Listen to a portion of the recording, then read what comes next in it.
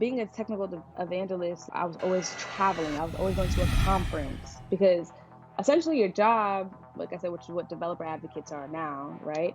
Is you are on a vertical and you're always sharing the latest and greatest. So I would go to conferences and it's just like I'm talking about this new project that I built on this new Microsoft technology, and this is why you as a software engineer should be doing it.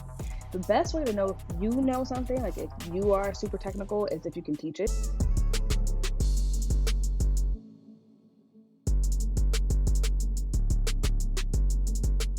Welcome back to the Techtual Talk podcast. Well, I'm your host, HD, where we talk about tech news, life in tech, careers, and much, much more. In today's episode, I have a lovely guest for y'all. Her name is Gabrielle. I'm not going to butcher her last name. I'm going to let her say it. But if y'all watching this on YouTube, y'all know what to do. Hit thumbs up, subscribe. Make sure you hit the bell icon to be notified when we're dropping all content. And if you're listening on Apple Podcasts or Spotify, you know what to do. Follow us, leave us a review. It really helps us out in the podcast metrics. But for those of you that are on the Patreon, you already been hearing like our great talk. But now everybody else we're going to get straight into the meat and potatoes of why you came to listen to this episode. So let's bring it to the stage. Hey, How you doing? I'm good. I'm good. Happy to be here. Yeah. So a little bit of background is I saw you on, I want to say, what's it, Jawan stuff? No. It was not Jawan Techie. It was Dre the Plug, I think. Yes, straight up plug. I Yes. saw I you was on Dre on the there. Plug stuff, and I reached out. I was like, "Oh, she's a software engineer." Like at that time, I want to say when I reached out to you, I think I hadn't had a software engineer on the show. I think I've already had one. He's been a male, but I believe Hmm. you will be my first woman software engineer. I'm not And a software engineer anymore. well, you have been a software engineer, and you'd be giving people game on how to be a software engineer and learn how to code. I do my best. I do my best. Okay, fine. I check Now, the box. we'll talk about it. We'll talk about it a little bit, but I thought it was pretty cool because I know I have some assumptions about like your IG name, No Way She Codes, that we're probably Mm, get into like how you came up with that name. But I haven't. okay. I'm pretty sure like you probably tell somebody what you do, and the dude was like, "No way she codes." Yeah, that's it's not usually negative. It's usually like, for real, like no way, that's what you do. Like the what are we so shocked about? And fun fact, I was really annoyed about this. Fun fact, a male stole my name. I don't know if he still goes by it, but he stole my name and was no way he codes. And I was like, dude, it's not the same thing. Like it's not the same kind, but whatever. I let him have it. It wasn't worth the argument. I'm the original, so whatever. Hey, when you did that little thing just now, I thought about that little meme of the girl in the lunchroom. What are you talking about me? You know, the little meme. Like if you type in the meme of the girl, like do the thing you just did. I don't even know what I did. You was like, I can't. It's like it's something that she does. I will find the meme and send it to you. just, It's just, like a just, meme with a just little put it black in the girl. video. Just put it in the video. So I don't know. Yeah, it's I fun. don't know. I may, if I remember, I'm going to pop that meme up like at this part right here. So Yes. when you watch it back Boom. so you can see it. Yeah. But Gabrielle, could you introduce yourself to our listeners? Yeah, I can. Hi everyone. I am Gabrielle Krefker, but I go by Gabby. AKA No Issue Codes on all platforms: YouTube, TikTok, Instagram. Did I miss one? No, yeah, that's pretty much it. Um, I have been in tech professionally, like out of school since 2015. So if I do the math correctly, it's 9 years. I have been a developer, a technical evangelist, but now they call them developer advocates. I've been a software engineer. I'm now a product manager. And fun fact that nobody really knows anymore, because I don't do anything in this realm. But I actually, while I was a software engineer, I went back to school to become an electrical engineer. That didn't happen. But and school was crazy. Don't ever work and do a master's degree full time. But I have the degree, I just never use it. So I guess I'm an electrical engineer too. And for fun, I mean, I am into all the nerdy things, Harry Potter, anime. I can't get into Lord of the Rings. It just doesn't. It's not my vibe. But like, I love stuff like Game of Thrones and whatever. And yeah, That's me. Normally, if I'm not at my computer, I am watching something on TV and trying to take a nap and eating really something really good. That's cool. So I heard a lot of your TV choices. Have you been watching Shogun? No, I don't Oh, even know what that is. Shogun is I want to say it's based in the 1600s before some type of I think believe Japanese Civil War, I believe. What is it On on? FX, Okay, and so you you can think I would like watch that? yeah, and then you can watch everything on Hulu. Like it does like the same night or the next day on Hulu, and so far it's probably the best show I watched this year. Like acting, pacing. Okay, but it says it's a mini series, so does that mean that's it? Like once it's done, it's done? I believe so because it's a book, and so Ah, okay. yeah, and they said they're not gonna go past a season because they don't want to try like they say like a lot of series try to do too much and stray away from what happened and it just turns into like something that's not supposed to be. So I can respect that. AKA Game of Thrones season 7. You know what's funny? I've never watched an episode of Game of Thrones. Okay, let's really quickly. I just want to. This isn't my time to convince you, but I will say it is top tier television. Top tier. Like that was also something that I was like, yo, I'm never watching this. I watched one episode with a friend one day, and I was like, yo, this is a lot. Like this everything that happened in that episode, I was like, this too much. But then I got my wisdom teeth pulled, and I couldn't do anything for like a week because I was on drugs.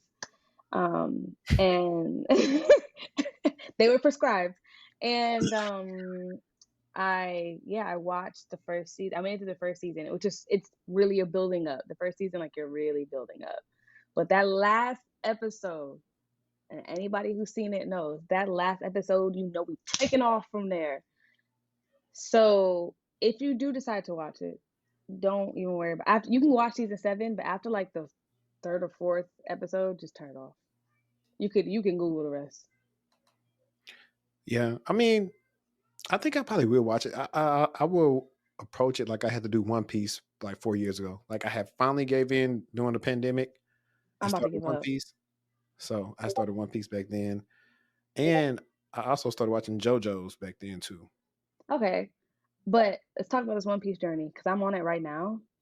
I don't know why I did this to myself. I'm only on episode like 200 and something, and I get what people are saying. Like up these 200 episodes, like this is great anime, but like also, damn, Yeah, I feel like I haven't even like made a dent in the 1,800 and whatever episodes that there are that are still going. yeah. So it's like, am I ever gonna make it? So I started to skip around. So like I would watch it, and then when I realized that episode was a filler, wasn't like straight to what was happening, I would just read the title and say, okay, this is where it is because like I didn't care about none of that stuff. I wanted to get where it's at. So I don't know if I had caught up actually back whenever I watched it. I don't think I ever caught up. And so I just started either probably trying to tune into the manga or just going to people like animes, ball deep and stuff like that and getting them to tell me about it. Cause I was like, I ain't got the time to sit around and watch it as much as I would So want you to. cheated. Absolutely. It's only cheating for TikTok. I don't want to cheat. I really want to do it, but I'm like, I understand why people cheat. Like I really do, because there's just no way. Yeah. No, I mean it's great. I think Wayno, it's like I really say after what's that, Marineford? It's Marineford, I want to say the battle, but I don't know where you or how far you are. 200. We just left Sky Island, Okay. So and you they. hadn't even Oh, made it actually, to no, we're past that. Actually, they were stuck in like the little marine area, and they just got out of it. Like they fell from the sky and they fell into like a marine area, and they just escaped that. And oh, actually, I'm wow, I'm way further than I thought I was. Now they're like battling these pirates that play games, and if they win, they usually take your crew. So like we done lost Chopper like twice. I Um, remember that that's one. where I'm at. All the major stuff of like that's what I'm saying. I don't want to spoil it because I can't remember where they meet these people at, but these people know Luffy's brother and stuff. So I don't know. Okay, I have met Luffy's brother. Yeah, The you met last Ace and what's the Destarossa? I think that's what it is. the last what's the word I'm gonna say? The last crew member we added, because I know they constantly add crew members and like like there's so many people I haven't met yet that's in the main story, is Nico Robin. She's the last person, like last Okay. person added to the crew. Cool. So Cool. Cool.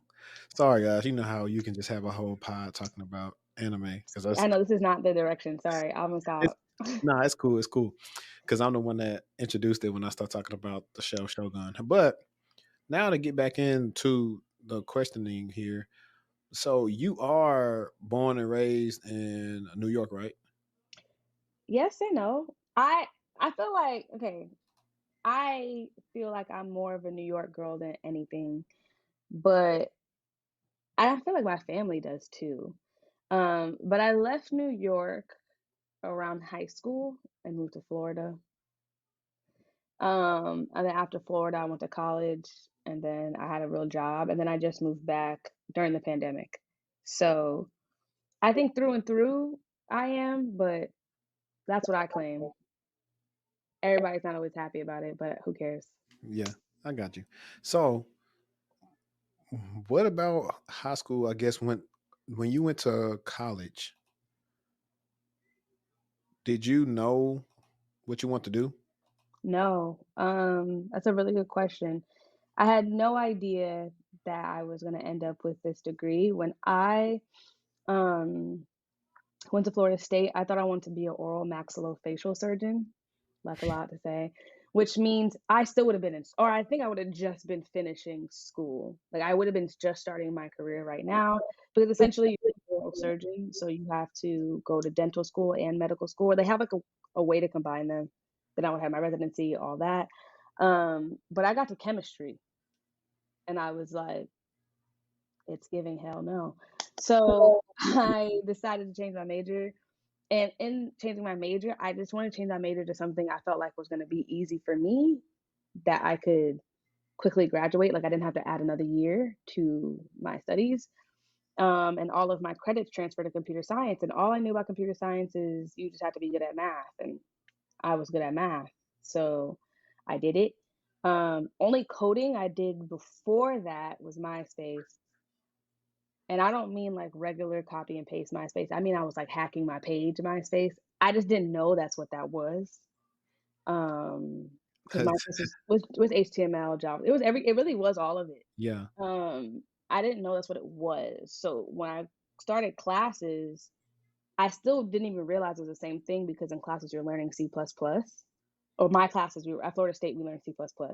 And I think I took like a web dev like side course because that wasn't a part of the main curriculum. And that's when I was like, oh, no wonder this C++ seemed familiar, because I was already doing this over here. So needless to say, I passed those classes with flying colors. But no, I had no idea. I didn't know what being a software engineer was. I had no idea. I wasn't exposed to any of that. It wasn't a thing. I had a funny thing to say when you was talking about MySpace. I was like, tell me you're a millennial without saying you're a millennial. And that Hello. just said it was that one. And two, you said you was at Florida State. So you were there when famous Jameis was there? I was there for famous Jameis, and I actually worked in football recruiting at that time, so I would see him all the time. I don't think he knows me because I was like, "Oh my god, hi!" And that just wasn't me, but I would see him all the time.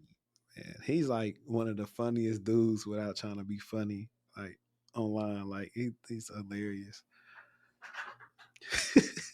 I'm, Yes, and taking it away from famous Jameis, like I was there when we were national champions, which he's a part of clearly, but like yeah. he wasn't my highlight. It was the fact that we were national champions that was my highlight. Nah, I feel you. So, Nah, I just started laughing about him and them crab legs. oh Lord, he didn't really steal them though. He probably didn't, but it's just the He fact, didn't.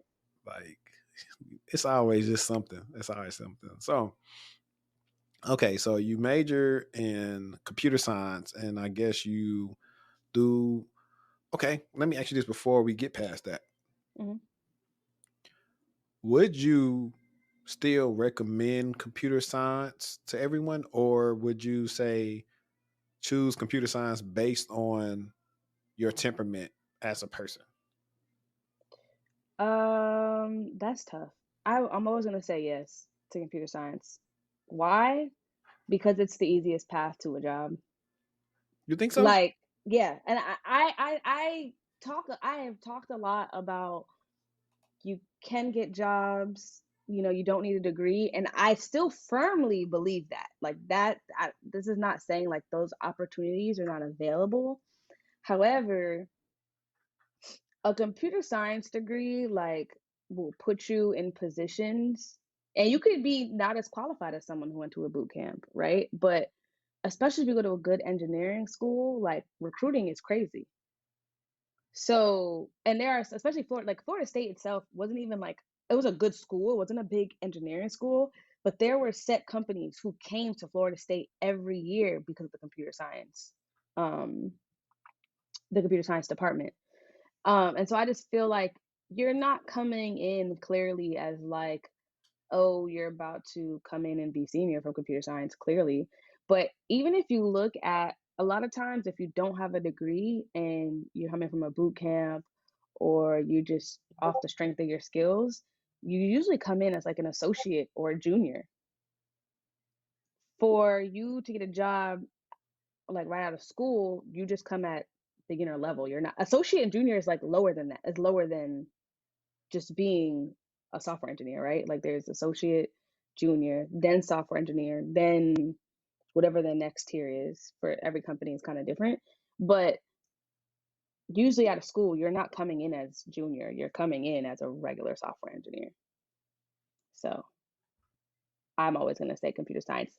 There's other circumstances why it may not work, but when you want less of the friction of that, like school is over and I need to get a job, like that pipeline, going to school for a computer science degree is a lot easier for that.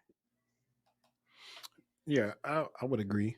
Just from a higher level, just talking about going to school, there is a lot of discourse about, oh, you don't need a degree, which, but I think both of us agree that no, you don't need a degree, but can it help you? Absolutely. Yes. So that's what I always tell people when I have consultations. Should I go to school? I was like, listen, if you get to find the best way or cheapest way to go to school without owing, debt, by all means, go. Especially if you're black. I tell them straight up. I was like, it's tough on us as it is. So I was like, unless you have, like you said, elite skills, like you said, from a boot camp or something, you need everything you need to get you a job. Yeah, and I think too, I've worked at three different boot camps. I've worked at a lot of different boot camps. And I do think boot camps are still on the up and up. Not all boot camps are respected. That's A. And then Hmm. B, not all companies are suited for boot camp graduates. So, because in reality, like boot camps are teaching the meat, like just what you really need to know. But there's still all these other things, like all these other classes that I took that employees are expecting that are learned on the job, and that's fine. But I think that's also why it's a little bit more Yeah. difficult in the pipeline, and I think that's why they come in as junior or associate. No, I totally agree because I think I always say like there are different things on any technical job that you just don't learn sometimes from a course. I only learn from experience. Yeah, and it's very true. And so I've definitely dealt with that. Like eventually when I make this other course, I plan to say it's going to be different from any course you've taken. It's going to be, hey, if you got offered this job today, but you don't know what you're doing, after this course, you should know what you're doing on Monday. That type of course, like that type of stuff don't really exist in the boot camp. It doesn't. You have to know how to navigate. Like for me, I'm in IR security operations. So there are very technical courses out there, but it doesn't mesh all together. Like, okay, what would an actual day look like? And I was doing it. How would I do it? And how would I do it being a person who don't have that much information on the environment? And that's where I come in because I worked in places where I didn't have a lot of information, but I had experience enough of knowing how I could find the information I need. But if you're a newer person, you don't have that. And then sometimes they don't have people to train you adequately. And then they may be trying to see, Yeah. okay, you kind of behind. And actually, you're not behind. It's really on them because they didn't like train you Get properly. you prepared. Yeah, and I think like when I was teaching at boot camps, I would always tell my students like be patient with yourself because there's so much you don't know. And like I said, I would explain to them all the time because I'd be like, I went, I did this. So what I learned in 3 years, they're cramming into like 6 months to a year, which is crazy. But that extra practice, like one class I really liked at Florida State that we had. and I hope they still have it. The class is literally called software engineering. It's software engineering 1 and 2, and the purpose of 1 and 2 is 2 semesters long, and it's 2 semesters of like working on a real world project. Granted, the product usually was somebody's idea or XYZ, like something in school, but it's actually like we were using GitHub, we were actually doing stand-ups in class, like, like it was giving more of something that boot camps don't have to have that time to do that necessarily. So No, I agree because that's a major. That's to me, that's even better than the capstone. Like we had a capstone with a combination of everything you learned and you're doing it in there. So I mean, it's kind of cool. It's like everyone had the design. We had a systems analysis and design class, so we had to design. For us, we did like an inventory thing for our intramural. They didn't have any way how they figured out, what shoes were in or out. And so don't laugh, but because I graduated undergrad in 2013, November 2013. But they had us using Visual Basic to code. why They would they still try use you like Visual that? Basic. Ew. Yeah, that's the thing. Is like I don't know why they didn't adopt some of the stuff from computer science. See, I did information systems because all our professors were foreign and they couldn't talk, and I was like, I don't have time to deal with the language barrier. And I knew I've always been a person where, well, the stuff I know now, if I know back then, is like, hey, whatever you really want to learn, just learn on your free time. Yeah, I But feel that. the soft skills you kind of learn from being in business help out a lot. I've seen sometimes where that can kind of help sometimes fast track you a little bit more than a person who may be a little bit more technical than you because they don't necessarily have those soft skills to ingratiate themselves with everybody else or just be likable in so many Yeah. words when it comes to this corporate game that we all got to play. So, but now that we answered that about like going to school or not, like I said, we both said yes. So correct me if I'm wrong. I know you said did software engineering 1 and 2. There they go. It's okay. Nah, they got me on my thing. So I know you said you did software engineering 1 and 2, or I think it was just right software engineering 1 and 2. Hmm. Hmm. Does that count for an internship in your book, or did you do any internships? No, it doesn't count as an internship. It's something like we got to talk about or put on our resume. But no, I actually had an internship that was with the Department of Education. So Florida State is in Florida's capital, which is Tallahassee. The Department of Education was there too. So I had like a part-time web development role that helped. And then I also had an internship at General Motors. Um, I think internships are very important. One, besides your degree, they just make you already look better than some other people that don't because you have real world experience. Even if the project you worked on at that internship was trash, even if the place you were interning in doesn't even want you back, like that's not important. You have something to talk about. Like nothing beats experience. Nothing. Like no grade, no GPA, no nothing. It's beating the experience of your internships. So I had two, and I feel like they helped. Cool. So did you? So was your like internship was remote? Did you go to one of the GM locations throughout the United States, or Back then, we didn't really do remote, so I you went had to to move. Detroit? I moved to. I didn't work in downtown. We worked in Warren. I ain't familiar with it. It's okay. It was like 30, 40 minutes away from the downtown campus. But yeah, essentially, I moved to Detroit. Okay. No. That was an interesting experience. Michigan. Why you say it like that? I like Detroit. I I'm not I'm not a fan. I think it's cool to like visit, but I was like, I can't live here. Oh yeah. Nah, nah. No, no, no, no, But no, you know what? no. I've been looking at like some of the construction and stuff that's going on downtown Detroit. Like they want to come up again. And I hope so because it honestly is such a beautiful city, and it's just such a shame like what's happening in the environment and these abandoned homes and everything like that because it is a beautiful city. Downtown Detroit on the water, like it is gorgeous. So I hope it is because they deserve. Yeah. Okay. So you do your internships and it's time to graduate. How long did it take you to find a job? I tell everybody this. This is my ticket. My like if you take anything from what's up with these emojis? If you take No. anything from what I'm about to say, start looking for your job as soon as the semester starts. Like I started job hunting 2 weeks before my senior year started.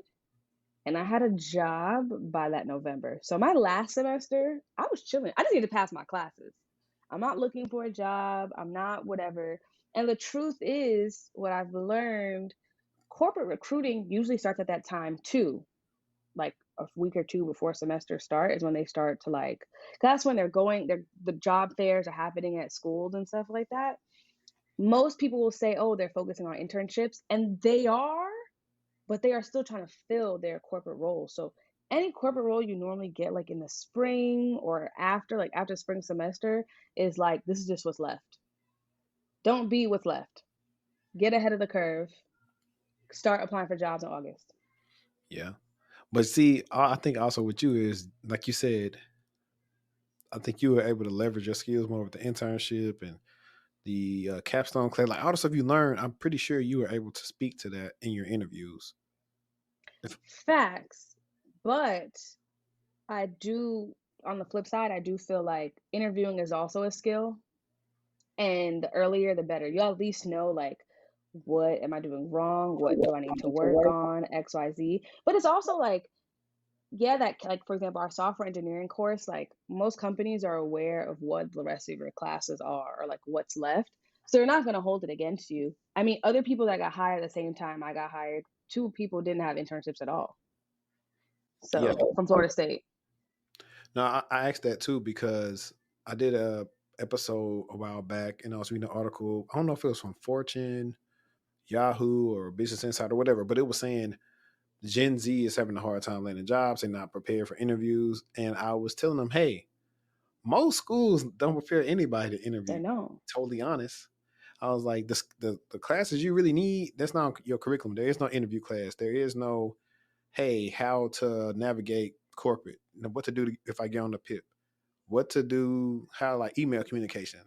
They don't teach those classes, the classes that will actually matter if you got a job. And that's true. And I would tell people like, um, especially my boot campies, right? Like your first interview is not going to be great. It's probably going to suck.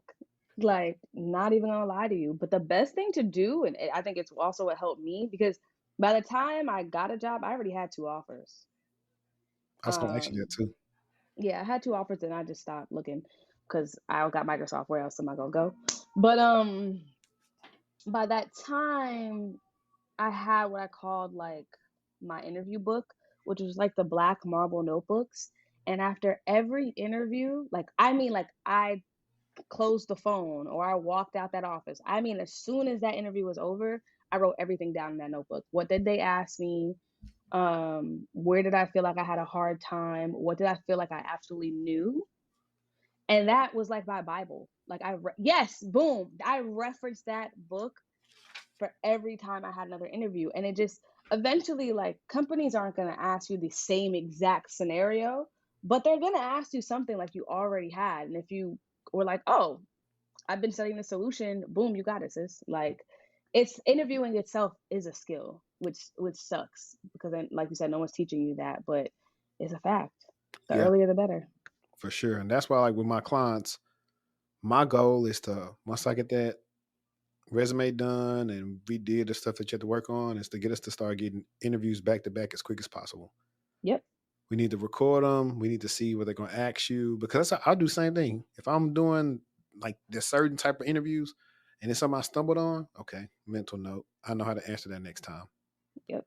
Especially if somebody asks me, okay, I'm going to go here, here, and here, and here. Like, I know how to do it. So, Especially technical questions. Like, yeah, being technical on the spot is that's the kind of pressure that is just hard at all levels. Like interviewing for software engineering levels, even when you're a senior, is hard because it's like, you want me to do what? Right. Code on a code on a board. Nobody Right. does that. Like, Like, and back in the yeah, day, y'all ain't even have no Copilot or GPT-4 and all that kind of stuff to no, use. no. You So, have to actually know things. uh-huh. So, with that being said, so where was your other offer from? You had the first one from Big M. Tata Consultancy. It was like Okay, a huge consultancy firm I'm familiar out. with him. I think they're based in India, but they had a really big presence. I don't know if they still do. Um, Everyone moved me out to Chicago, and I was like, hey. And then Microsoft was like, psych.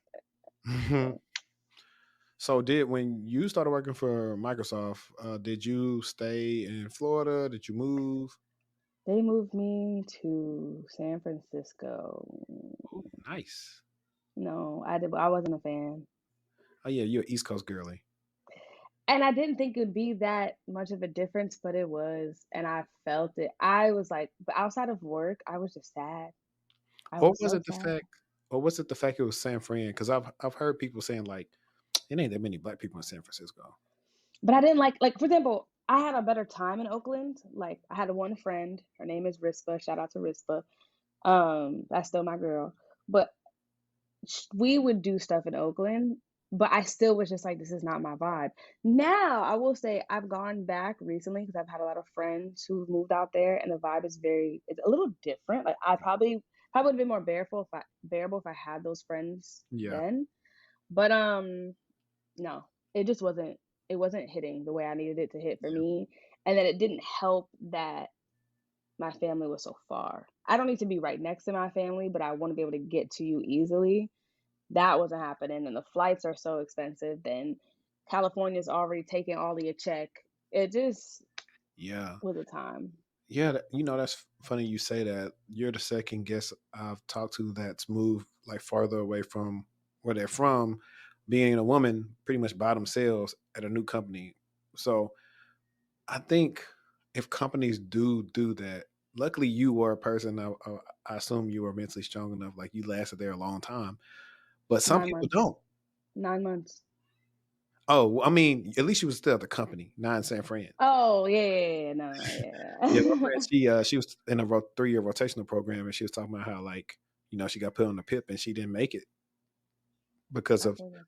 just not being aware of certain things that she was doing and little microaggressions here and there that management was doing, and just she said she was depressed. She was in a long distance relationship, and it was just her out there. Same girl, same. I hope she's living her best life now. Yeah, she is. I think y'all are in similar roles now, so we're not going to stay on it long. So I remember looking through your IG, and you said you did a lot of different roles at Microsoft. This is a different question off the top of the head, but what was your favorite role that you did at Microsoft? Oh my goodness. Okay. I really loved being a technical evangelist. Now, like I said, they call them developer advocates because it's crazy because I don't like people. People say I'm so friendly, but I just be like, oh, I gotta talk to people. You do give me like if somebody say, "Hey, how you doing?" and sit by you, you'll talk to them. I guess I'm not rude, but I will be in my head thinking, why are you talking to me? But I'm not gonna make it weird. Like I will talk. Now the our conversation goes left, and I'm like, oh, I'm happy you talked to me. But initially, I'm like, yo, we don't have to do this.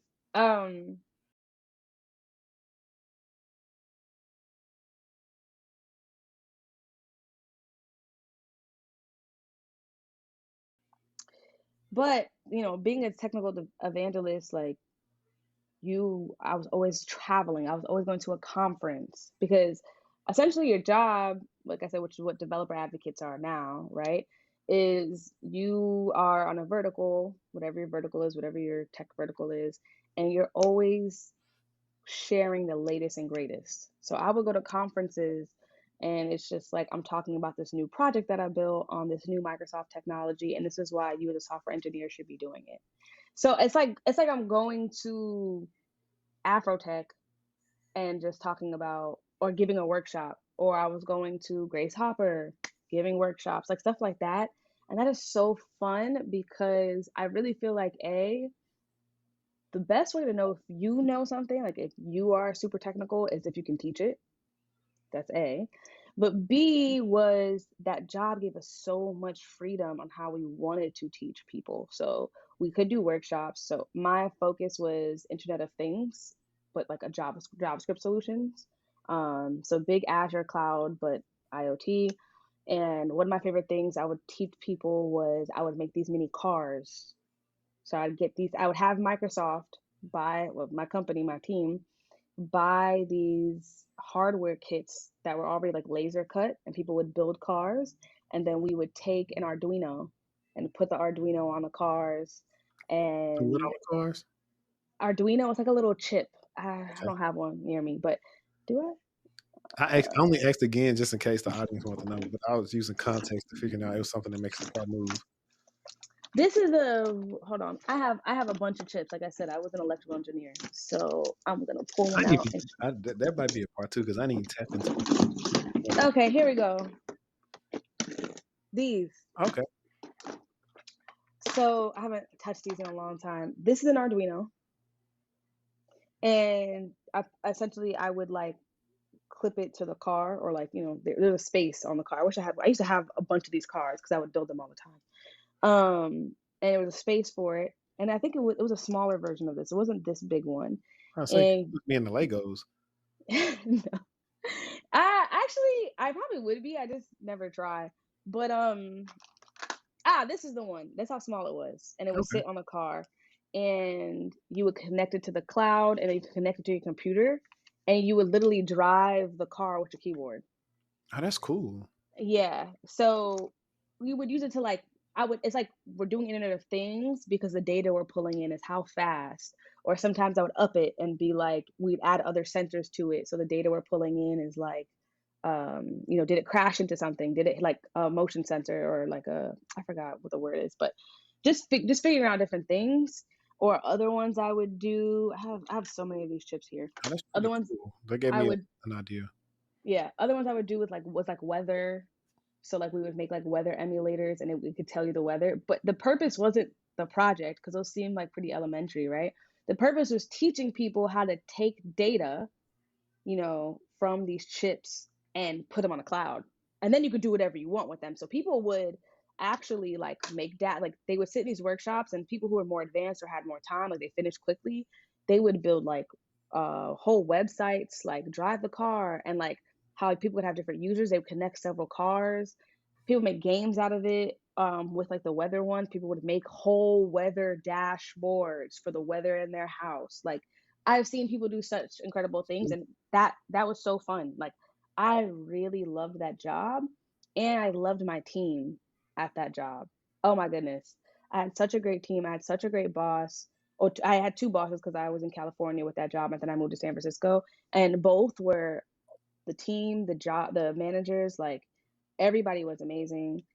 And I feel like that role, it's like I had to be technical, but I got to be creative. And I don't think that is always something people have opportunity to do. So definitely was my favorite. Do I think I could have stayed there forever? Probably not, but definitely my favorite. Right. Yeah. What you saying, the technical and creative thing is like pretty cool because I shot an episode earlier today with my co-host Destiny, and I was just rambling on about I would love to do some more creative security and awareness training for users because I was like, at this point, everybody pretty much does the same type of security awareness training almost at every company in some sort of fashion is similar. And I was like, I would love to get free reign to like get a team and we actually do some stuff that's going to make people want to do it versus I'm just gonna let the thing play and click, click, click, and I'm gonna be through it. Like, no one's learning anything from that. So, but that's a separate conversation. But when you said that, that's what I initially went to when I said, I got some ideas. So like, I wonder how would I go about doing that and actually do those roles exist. But we know you've said since the beginning of this podcast episode, you said worked. So that's past tense for you. You used to work there. Yeah. And I was, like I said, I commented on your Instagram video about you said why you had to leave. So in so many words, because think about it, right? You were working at like one of the top tech companies. I think they've been doing good with their stock, even though they've been having some security issues over the last couple of months. But a lot of people say, "Oh, I would never leave so and so company. I'll stay forever." That was me. Really? Oh yeah. If you had asked me up until I actually decided to leave, I wasn't gonna go. I loved it. I loved my benefits. I loved the amount of stock that was being thrown at me every year. And I generally liked the environments I was in. Like I there really wasn't any one. I can't say that. There was I'm gonna let you as do a your stuff like that. let's say every team I was on, right? Every team I was on, I always liked at least 85% of the people I worked with. Sometimes more than that. Hmm. There were a few teams where it was like, eh. But for the most part, like I really truly enjoyed being there, and I really wanted to hit 10 years. Like I was like, oh, that's such a big thing when you hit 10 years. I got to six, I got to seven, seven. I got to seven. Um, but yeah, I had to roll. We had to. Okay, Chris Brown.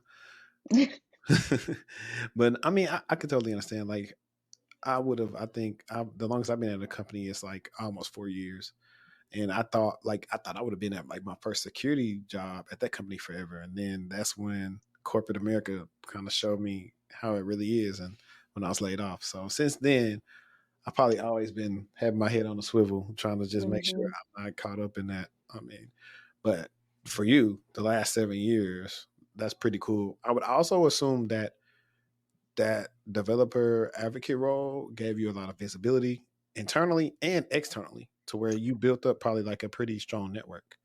Yeah. So what was really cool about the developer advocate role was a lot of the people I worked with were PMs, which I didn't know at the time.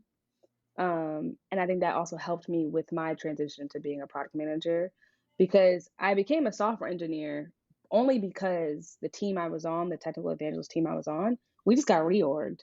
And they're like, well, y'all are technical, y'all are now software engineers. Okay. Um, but I wasn't really not once I just wasn't happy with what I was doing. The team was cool, everybody's cool. I just want to do something else. And that's how I transitioned to being a PM at Microsoft. But a lot of that was because of the networking that I did Hmm. as a technical evangelist, because we work so closely with these other PMs. And those people became my mentors or just people I always like worked with, stuff like that. So Yeah, that's cool because that's what I was thinking too. Because like I've seen, I can remember for you and I talked about this in our intro call, but I've seen the rise of people wanting technical people to be, project managers, program managers, product managers. I've seen that. Like Microsoft has some now that's like, hey, we want these technical program managers if they got like cybersecurity experience. So but to be honest, it is something I think makes my job easy because like I can speak the language of my engineers. If there's something I do miss about being a product manager at Microsoft, it's everybody was technical. Like if I did want to take up a ticket and code that day, I could. Nobody was stopping me. They were actually praising it, like, "Oh wow, she's so technical. She's this, she's that." And I remember when I was getting the job as a PM, the engineering lead told me they were scared I wasn't going to take the job, and I was like, "Why?" And they were like, "Technical people don't like being PM, so we thought this would just be too easy for you." And I was like, "This is great." Because once again, I speak the language, I understand the product. I understood the product already because I was using it, but also like when it came time to planning, when it came time to, oh, we have this major bug or we have this delay or whatever, the engineers could just tell me what's going on. I'd be like, oh, okay, that makes sense. Like I took my first 2 weeks of joining the team that I joined to really like read the code. Like I told my team I want Visual Studio installed with a code base. I should be able to access it at all times so I know what's going on so I can really speak to my product versus like where I'm at now, that's not happening. I have volunteered to help my engineers code, and my team was like, "That's not your job." And I'm like, It's like it's gonna be a no for me, dog. "Yeah," which is I understand. I do understand. Like I that was a big tech thing. Big tech wants you to be technical. Like it makes sense, but Yeah, no, yeah, like yeah, I think that's like I wouldn't mind though, especially if it's a like I said a project or something like I know and I get to help lead it because I can lean on it. Well, I don't have to lean on the engineers because I understand like the why and what behind everything. I wouldn't mind it. I mean, I'm already decent at talking to people, and technically, I do a lot of small time project stuff with. I mean, I've had to launch a course. I do this different stuff with this content and planning this other stuff out. So I probably could see myself doing it one day, maybe if they want me. But let's talk about the transition to you going to a different conglomerate, and we don't have that will remain nameless. But it doesn't have to. We could say it. I don't mind. well, I only said that because I've had times where people's companies and stuff watching like, "Hey, you said this, take that down," and all this other stuff. So I I've tailored myself where I won't say anything crazy. Or if I can't answer, I'm gonna just be like, yeah, I can't. It's a wrap. I don't mind telling people. I mean, if you go on No Issue Codes, you're gonna find out where I work regardless. right, So okay. Well, let's talk about it. What made you? I'm pretty sure you were a highly coveted free agent. What made you pick them? I picked the NBA because as I was just looking for other opportunities, I kind of had like this epiphany. At Microsoft, I was working on developer tooling, which was cool because I was building what I used to use. So I felt very connected to my product and I really enjoyed that work. But I realized I'm connected to other things. Like there's other things that get me excited that probably have a technical team. Basketball is one of them. Now, when I say basketball is one of them, I don't mean like I'm a diehard fan because I am not. So don't start asking me all types of crazy questions. But I like the experience of sports in general. Like you could take me to any game. I just discovered recently that I actually really enjoy hockey. Hey, I'm gonna be with it. Only thing I haven't done is a tennis match, but that's not important right now. We'll get there. Um, so I was like, You cool. left football out. I love football, but I'm saying I went to Florida State. I love football, like love football. That's probably my favorite sport. But in general, I just like the environment of sports, and I really wanted to do something consumer facing. I think something that isn't differentiated enough between companies and products is what's a consumer facing product and what's a business application, like, and to give an example for users, like consumer would be like Instagram. That is for the masses, XYZ. Business application that people are also building and coding on would be like Microsoft Word, Yeah, right? And the demand between the two are very different. Um, so I didn't realize that, but I knew I wanted something that consumers saw more, right? Like when I would tell people, "Oh, I work at Microsoft," and they're like, "Oh, what do you work on?" And I'm like, "Visual Studio." People are like, "The fuck is that?" Unless you are technical, unless right. you are in that space, you don't know what that is. And I wanted something that I could be like, "I work on blah blah blah blah," and you're like, "Yeah, for real? Like I use X, Y." Like that's what I wanted, and I got it. I'm here. So now people are like, "What do you do?" And it's like, "Oh, I work on the NBA app." Boom. Like even if you don't use it, you know what it is. Yeah, that's pretty cool. I know that's me. Like as I'm in cybersecurity, I've been trying to be. Well, technically, I've been in finance the last couple of years, but I've been trying to be in a space where I work on something that maybe like consumers recognize. That's like I know what I'm protecting and helping with is actually helping the consumer. So I've been looking at different industries like that just because it interests me, and there are different challenges, different attack Yeah. methods that people use in different industries, and that's what I've been interested in of bringing my unique skill set and viewpoint to a different type of companies, so I could let them know what I know. Or as my boy on Power said, I'm about to tell them what I know.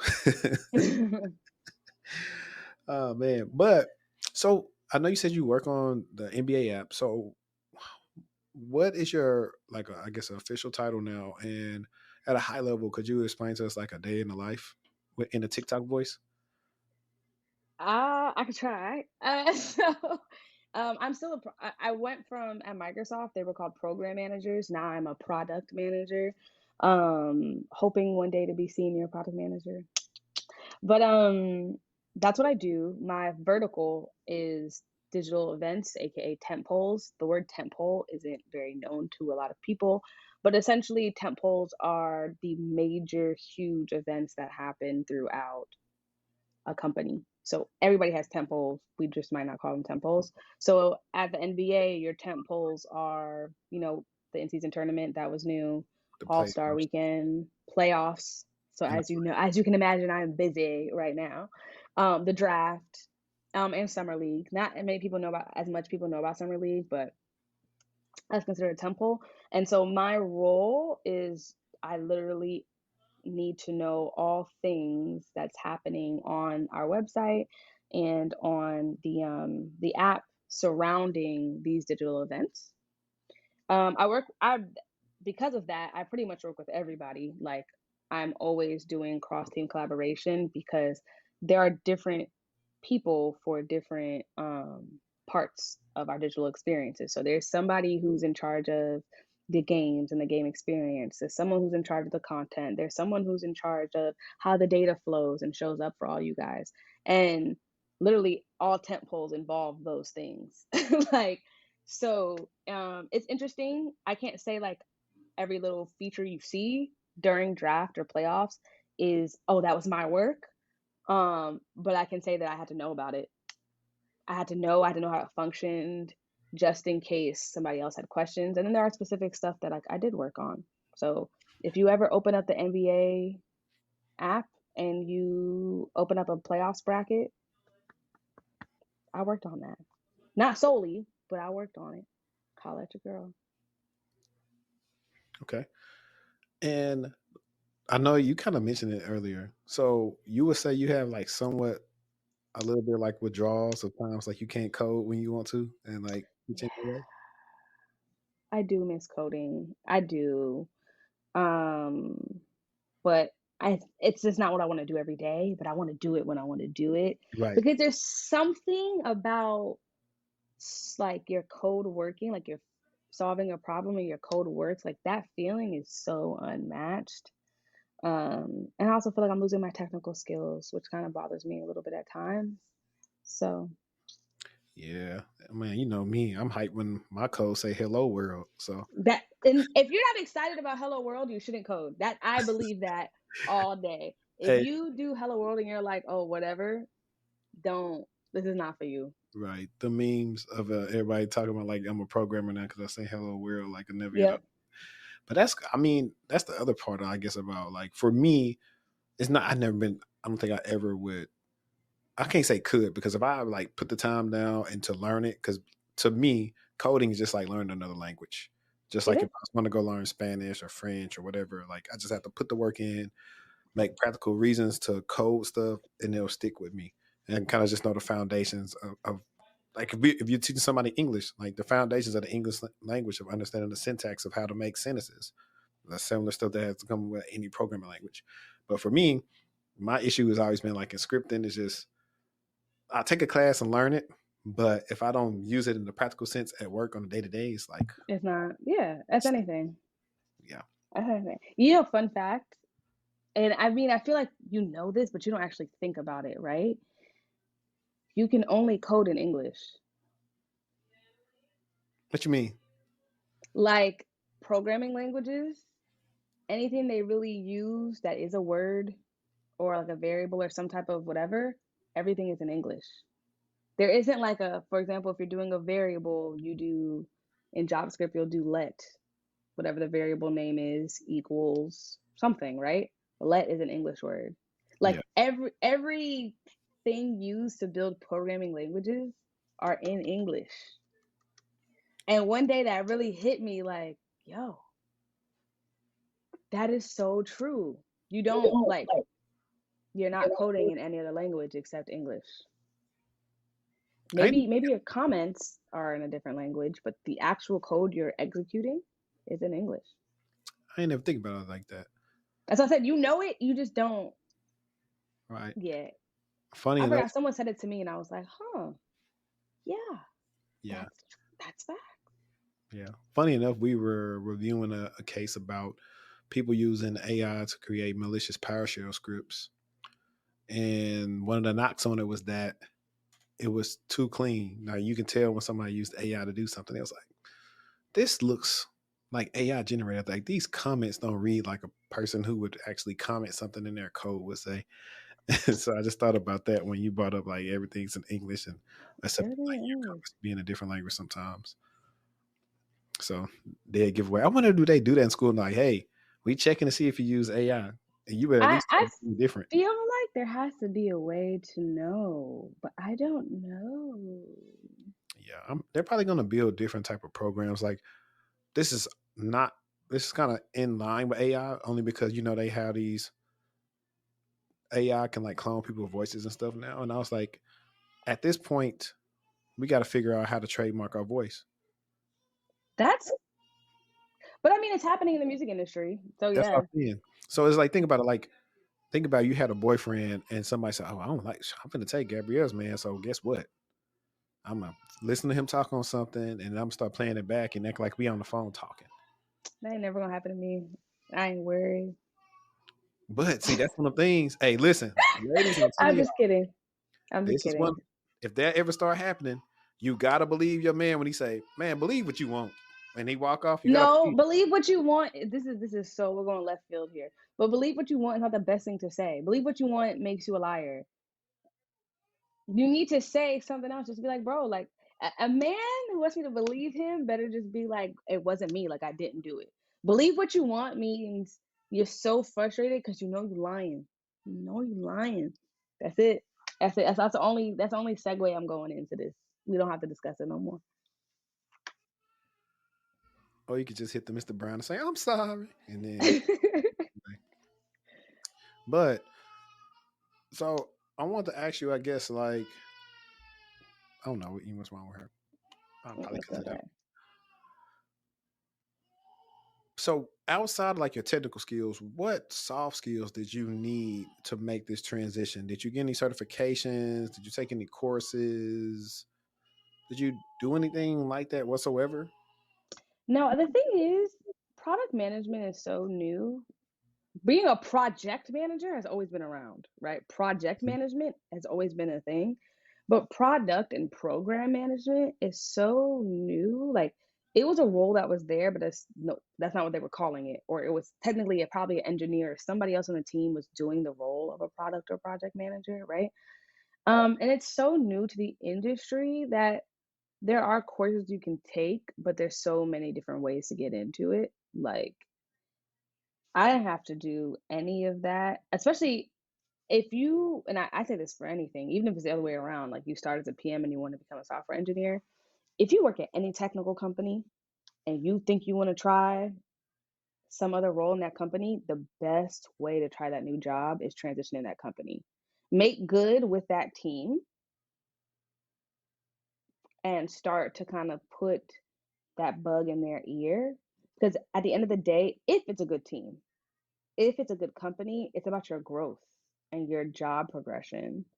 And if they like working with you in the capacity that you work with them now, that manager should be okay training you if they have the capacity for a lower level role.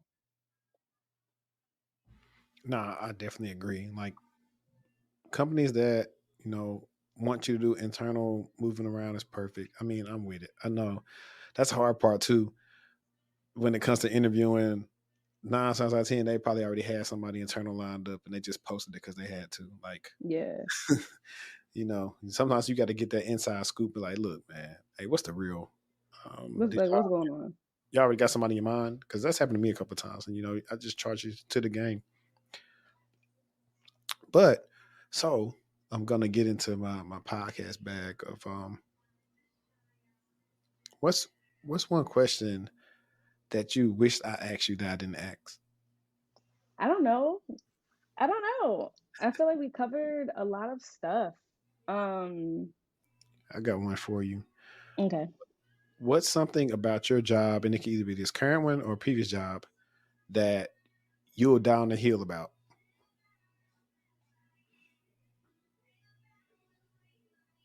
I think work-life balance. Like all these things, all these jobs have taught me that a job is a job. Close the damn laptop. And I say all this to say, like, every job has a busy season, but if you feel like you're in busy season all year long, reevaluate what the heck is going on because that's no way to live. And once again, a job is a job. Or even if like it's okay if your job is constantly moving and it feels really busy, but if it's a job that supports time off, still like I feel like I've had roles too where it's like it's so crazy, but if I want to take off, my boss is like, okay, cool, go do you. Like that's that's a part of work-life balance. So if you feel like your job isn't giving you that, leave. I die on that hill. Yeah. And I also want to ask you a little bit about, no way she codes. What else do you do outside of that? Do you do anything extracurricular? Like, are you a businesswoman or? So it's so funny you asked me this because I was doing website development. That was my Mhm. way of staying technical with no AC codes. But I actually made the choice this week to stop. Not that I don't want to continue doing something with my business, but I think I want to move to consulting instead of one-off website building here or there. It just no, it's not giving what it needs to give. So, yeah, I want to figure out how to transition into technical consulting, helping. I've had a lot of fun, like people have come to me for websites when really what they needed is consultant, like how we're going to build their full product. Mhm. And I've had three of those, and I really like them. I really like coming in, helping them realize what are we building, how are we doing this, revamping what needs to be revamped, doing some user testing, and like let's set the direction of your product, pulling in other teams, like you need to hire this person, that person, that person. I'm kind of the CTO. I Okay. like that feeling. So I really want to transition into that, which probably means more working with startups and stuff like that, which is okay because I want to be on contract. You don't have to hire me. Yeah. Pay me Um, all the money. so I'm trying to figure out what that looks like. So I just Mhm. need to wait till the season is up, and I'll probably focus on that transition. Okay. And I wanted to ask you this. I don't always try to make these shows all about the moolah, right? Is there, well, granted, you're a senior into your career, but Not yet. Hoping. you're well, how I view it, we view things like in cyber, like if you got 5, 6, 7, whatever years, like technically you can qualify for senior level roles. So I view it like you senior. But it's like I'm not 7 years as a PM. Right. If I But had if I had this whole thing as a software engineer by now, yeah, you're absolutely right. But I'm gonna say your software engineering skills give you a couple of years. So I'm gonna say senior. I'll take it. Fine. Yeah, Speak greatness onto my life. speak it, believe it, receive it. But so is there like a not a pay disparity, but like is it lateral? Did you get more cheese to go to the NBA? I'm gonna say this. Big tech is big tech because they are paying big bills.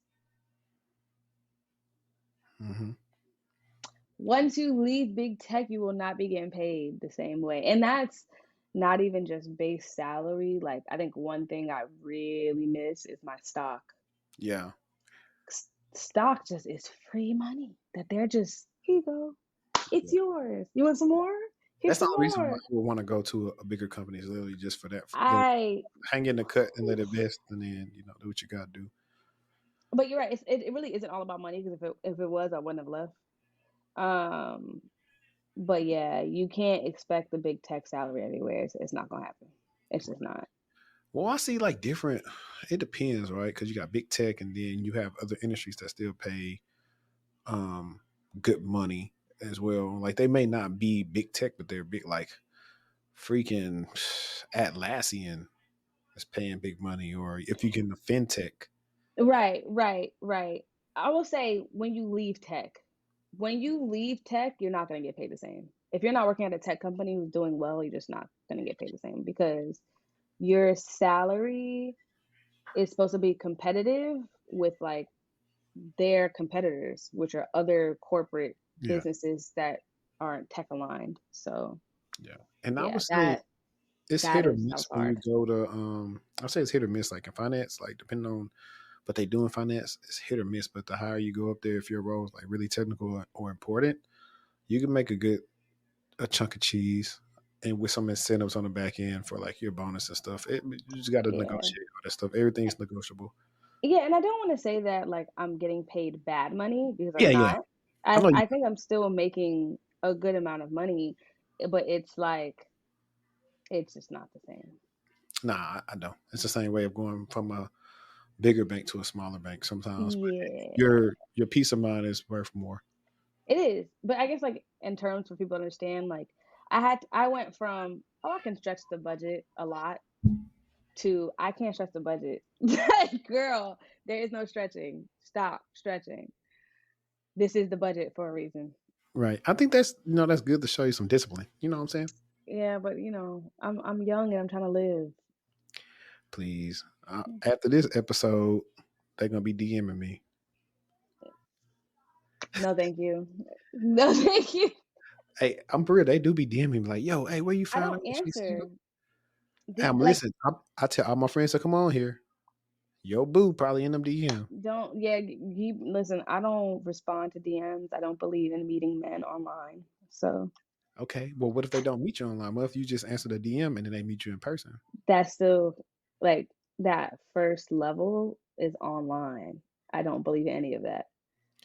And the thing is, like, I really will talk to anybody on the internet because a big part of my platform is around building community and XYZ. So I'll give the men, they try, like they come in talking about anime, or they come in asking for whatever, I know whatever. the signs. Yeah, I'm not stupid. But once and I will talk to you about that because that's what I'm here for. And one thing I won't do is like I won't be known as like a little as I'm a rude Instagram girl. We're not doing that.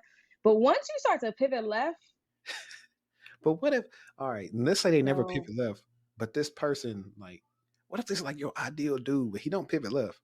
he better But hope we bump each other and bump into each other in the street, like what you see, do. now, let's say this dude stay far away, but he just say, okay, cool, I know she and so, so I'm finna camp out a week and be like, figure out what spot she at. Like, you don't find that suspicious? I give that creep. That's a little scary. Yeah. But I mean, don't get me wrong. Like, yeah, it's just a no for me. I have had men be like, I'm gonna be in your city for a week. I'm coming to see you. Why are you coming to see me? Right. I don't think Why are you they're coming to not see supposed to me? say, they're not supposed to say, I'm coming to see you. They should see if they were smart, they would probably be best off of. I don't know if it works. They probably try to do it in the past, like try to at least do business or whatever, right? Versus trying to No, make. because doing business automatically puts you in the friend zone. Sorry, like it just there's really no winning because It ain't. social Listen, fellas, I'm trying to help y'all, but it ain't. there's Y'all be no having it's really not like social media to me is already hard because I'm giving I'm giving pieces of me. And I issues. feel like people feel like, oh my God, I know so much about her, but you don't know me. Like, you know a What I very give you, curated version of who I am and what I like, but you don't know me. And the things you probably think move me or get me excited, it's like, so fellas, the only way you got a chance is you figure out where she better at. You get find one me of on them the street. you get one of them cars and you put the thing on it and code it and maybe you bump into her or somewhere that she frequent and go from maybe you see her at Whole Foods, you know? Or maybe, or no, yeah, no, there's really no way. There's really, Yeah. yeah, yeah, yeah, yeah. Like, I don't do dating apps, Maybe none you of see her at that. the bodega or something. I don't know. I've tried all that, and it's just like, this is not, it doesn't work for me. Hey, In person or no person. y'all better try to see her at a conference or something. I don't know. Hello. That's what they trying to find. Look, while we laughing, that's what women be like. People do that. I mean, like the whole Afro tech, I'm going to find my husband. Now, let's talk about that really quickly. Yeah, When I went to my first Afro tech, I really did go back to my friends and I was like, yo, you trying to find your mans? They probably at Afro tech because it's all these black professional men and they're either looking for a job or they have a good job, like whatever. That was 2019. I was joking. And so for this year, for it to be like a thing, like I'm going to Afrotech to find my husband. Like so many people pull up to Afrotech with no actual tickets to Afrotech. Facts. In 2022, it wasn't as bad. Like it just seemed like everybody's in there for a good party, but definitely, I'm not gonna lie. The women was thirstier than the men down there. It just was a lot. And I was like, no. You know, my biggest advice is, and people could always say this, but I think when you put out this kind of desperate energy, you're not going to get what you're looking for. But when you are just flowing, growing, doing your thing, everything will align with you. Right. So what you saying is you see the Meg challenge as desperate energy. No, don't. I did not say that. I did not say that. If you want to go online and shake your ass, you do that, sis. I'm all for women doing what they want with their bodies. Me too. I think they could do what they want to do. Uh, I don't know what much comes from it. We have That studies to that see like hey, it's their prerogative. You know what I'm saying? I mean, the reason why I don't really care what men say is men have problems with my social media. And it's just Me like, too. oh, I've dated men that's just like, or I want to say date. I don't mean like became my Converse. boyfriend because we couldn't even make it that far based off this conversation. But it's just, yeah, like apparently I do too much on Instagram, and it's like, But if he eh, already know you don't even answer DMs, like how are you doing too much? but people don't believe that. Or Like, when I answer DMs, because like I said, I will talk to you on the community side. People don't believe that when men slide in my DMs, I don't answer. I'm gonna need these men to stand up. Just tell them I'm not talking to you. That's rude. I would never do that. But people don't believe me, and there's just that's a whole other like whatever. But yeah, no, I think dating is just dating. yeah, I think it's really just because we've been like everybody's been on social media like the last 15 years. And we just seen so much of people. You do have women that are literally trying to get so much attention on there. And it's like, okay, I really like you, but I know for a fact these other guys don't really like you, but you put so much of yourself out there in a certain way that you may bite on one of them. One of them may be cuter than me. One of them may be taller. One of them may have more But money. I think okay, pause. I'm telling you what I some think that guys, I don't care about that. I, I think it could go both ways. Oh my gosh, what the? Anyway, I think it could go both ways. But I also just think it's like I guess I would want a man where it's like you don't care about those things because you know me, I know you, and you know this is fake. Take a level of maturity and a lot less of insecurity from probably like both people. Because Hmm. that's why I really feel like two attractive people should be together. Not like I think they should be yoked in the looks. So you're saying, are you saying I shouldn't date for personality? Personality too. But I'm saying like because some But dudes what like if that's all they have is personality? if they ain't that's how they got, I doubt you'll talk to them because they're gonna definitely have that some type of career dealing with you. No, well, I mean, let's say they have everything but looks. Am I supposed to not talk to that man? You can talk to him as long as he's secure in himself and he's not insecure. I guess Like I said, we will like never Kevin know. Samuels used to say, the woman that's supposed to be the attractive one. We'll never know. I'm just here. Right. Stay And then tuned. Am I dating? Am I not dating? Stay tuned right, on the next episode of Dragon Ball Z. right. The bottom line is, fellas, y'all ain't got no chance, man. Not in a DM. Sorry, sweetheart. Yeah, my hey, y'all better like I don't know. I mean, you know what? Hey, if y'all want an idea on how y'all can win, come sign up for a consultation. I'll give you a game plan on how to get Gabrielle. Shameless plug. Shameless plug. Right. I'll give you a game plan. That'd be That's cool. I actually might, you know hilarious. what? We may have to do a web series for the love of you. Like, how fun would it be on a separate channel to have you on here and have these guys come on Mhm. like the live Once stream? again, would never do it, and I think it's because I I live on the camera, and I Yeah, don't want my love life to be on the camera. yeah. I think a one-off episode would probably be interesting. Just like It would every be all jokes. But because then you know what that sounds like? You know when people would do that thing with the balloons where they pop yeah, and stuff? Like I that's don't what it sounds that's like. to me is It's so I stupid. think that's what Like I think that stuff is scripted because there was one chick on there. She was bad. I was like, ain't no way these dudes got to be on the DL for them to tell this woman no. She had everything together. Yeah, so I don't know. It's like stuff like that. I'm just like, why do we put ourselves through this? Right. And here's the last one. I know you said you like all sports. Do you watch boxing? Yeah, I like it. I haven't been to a boxing match. Really? I watch it like with my brothers or my dad if like they have it on, but I haven't been to a match. That I thought it was an experience I would enjoy for sure. Yeah, I've been to two. I want to go to one in the Barclays actually. Um, Mm. Barclays is pretty good. I don't know. So Devin Haney and Ron Garcia are fighting next week on the 20th. I know it's in Oh, New I didn't York. know that. I'm Yeah, actually a Devin Haney fan. I really like him.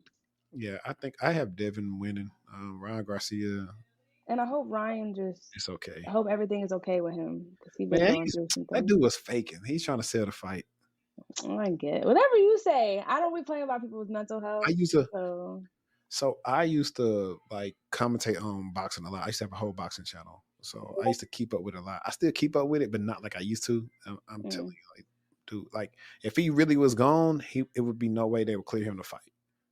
I feel that. Okay. You'd have to That pull kind of out. makes sense. You have to pull out. Um, any last things you want to leave the visitors with, the visitors or the watchers with like any wise words? Follow your girl at No Way She Codes. I'm all for men followers, but really looking for a lot more women, which is harder in the tech space. But yeah, No Way She Codes, Instagram, TikTok, YouTube. Mostly active on Instagram. Definitely not active on Twitter. You can find No Way She Codes on Twitter, but I don't be saying nothing. And always remember, just it's a tough time for everybody right now. So if you're not getting a job, if you feel like it's just nothing's working out for you, try and be patient because it's not working out for nobody. That's the truth. Not in this industry. Yeah, and that's facts. And look, y'all, she is famous on Instagram. So stop through and say, hey, I watched the podcast, and you know, and also, guys, let you know, subscribe to the Patreon. But I am planning a giveaway when I get back to 30,000 subs. So make sure y'all hit that subscribe button, and I appreciate y'all for rocking with us. Until next time, let's stay textual, and we out. Bye, Peace. everyone.